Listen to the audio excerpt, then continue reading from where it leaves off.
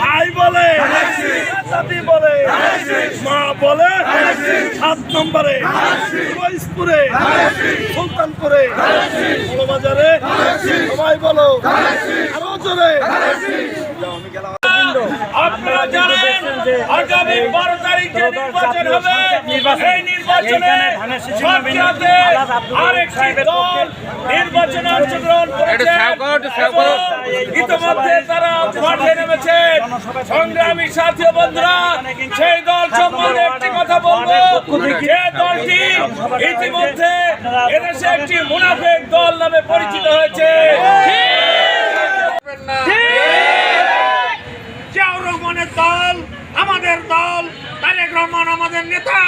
সেই নেতাকে যেভাবে হোক আমরা রাষ্ট্রীয় ক্ষমতায় বসিয়ে প্রধানমন্ত্রী হিসেবে দেখতে চাই।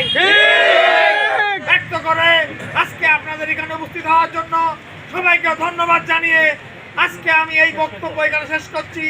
ধন্যবাদ সবাইকে। 12 তারিখ সারাদিন আজকের সবাই এখানে মুলতবি ঘোষণা করবেন।